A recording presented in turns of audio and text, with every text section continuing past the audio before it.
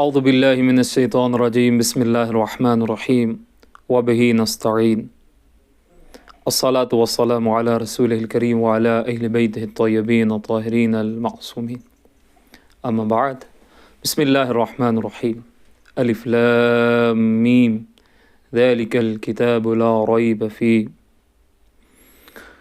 قرآن مجید فرقان حمید کی سلسلے میں ہماری دوسری گفتگو ہے تدبر اور تفکر اور تفہیم قرآن کے لیے، فہم قرآن، ایسا فہم جو ہمارے وجود اور ہمارے روح کا حصہ بنے، ہم ایسے شاگرد قرآن بنیں کہ اس مربی اور رہنما کے ہر قول کی عملی اتباع کریں، اس کو سمجھیں، غور کریں۔ عزیزان محترم، خود قرآن کی اگر عظمت دیکھیں، قرآن کا مقام دیکھیں تو خود قرآن کے بارے میں شاید آپ حیران ہو سن کر، قرآن کے بارے میں خود قرآن مجید میں 500 سے زیادہ آیات موجود ہیں جو خود قرآن کا مقام اور قرآن کی عظمت بیان کرتے ہیں۔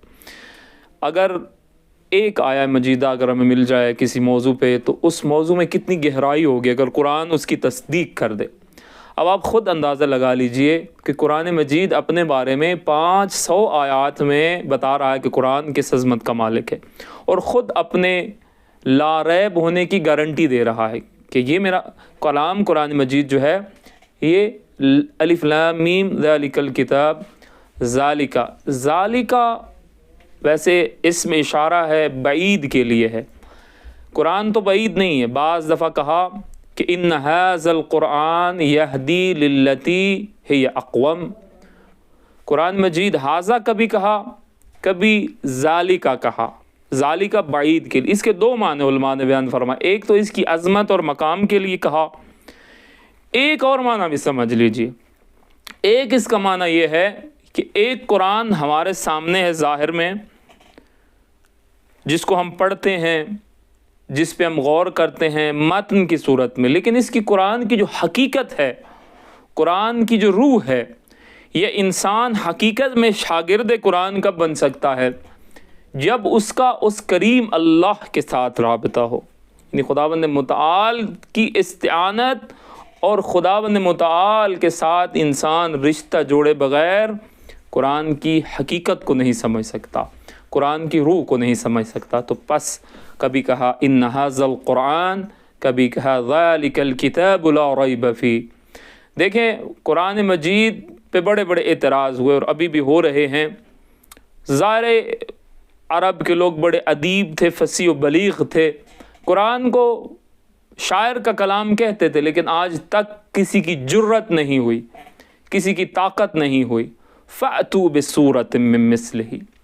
اللہ قرآن میں کہا ایک تو اس جیسی صورت لے آؤ، تم جو بڑے بڑے ادیب ہو، اپنی زبان پہ بھی تمہیں ناز ہے، اگر یہ قرآن اللہ کے علاوہ کسی اور کا کلام ہے تو اس کے لیے کوئی ایک قرآن جیسی صورت لے آؤ۔ اللہ نے پھر کہا اللہ کے علاوہ اپنے مرضی کے حمایتیوں کو بلا لو، اور پھر کہا کہ تم قرآن کے جیسا کلام نہیں لا سکتے، تمہارے اندر توان اور استطاعت ہی نہیں ہے۔ کبھی کہا کہ لو کان من عند غیر اللہ لوجدوا فیہ اختلافا کثیرا۔ قرآن میں اصلاً اختلاف نہیں ہے، اصلاً اول تا آخر۔ اگر ہم اس انداز سے قرآن مجید کو پڑھیں، ہم ایک آیت اٹھاتے ہیں، اس کا سیاق و سباق سے سمجھے بغیر، دیکھیں قرآن کو اگر سورہ سورہ سمجھیں گے، پیرا پیرا سمجھیں گے، اور پھر ایک قرآن پر کلی نگاہ ہوگی تو اس وقت ہمیں قرآن صحیح معنوں میں سمجھ آئے گا۔ اب یہ مولا کائنات کا قرآن مجید کے بارے میں نہج البلاغہ میں ایک مولا نے ڈیٹیل کے ساتھ اس کی عظمت بیان کی ہے۔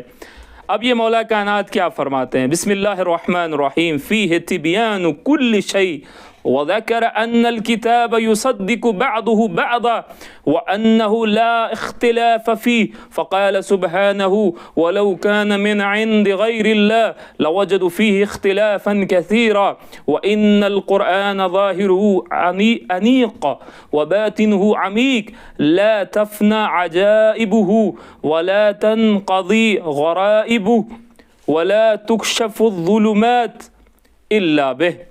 مولا کائنات کیا فرماتے ہیں؟ قرآن مجید کے بارے میں فرماتے ہیں کہ اللہ نے اس قرآن میں فرمایا ہے کہ ہم نے اس کتاب میں کسی چیز کے بیان میں کوتاہی نہیں کی، اس میں ہر چیز واضح ہے، اور یہ بھی کہا کہ قرآن کے بعض حصوں کی تصدیق کرتے ہیں اور اس میں کوئی اختلاف نہیں، چنانچہ اللہ کا یہ ارشاد ہے، اگر یہ اللہ کے علاوہ کسی اور کا بھیجا ہوتا تو کافی اختلاف ہوتا، اس کا ظاہر خوشنما ہے، اس کا باطن عمیق اور گہرا ہے، نہ اس کے عجائبات مٹنے والے ہیں، نہ اس کے لطائف ختم ہونے والے ہیں، ظلمت جہالت کا پردہ اسی سے چاک کیا جاتا ہے۔ اللہ کریم ہمیں قرآن کا حقیقی شاگرد بننے کی اور قرآن کی عظمت کو سمجھنے کی توفیق عطا فرمائے۔ وآخر دعوانا ان الحمد للہ رب العالمین۔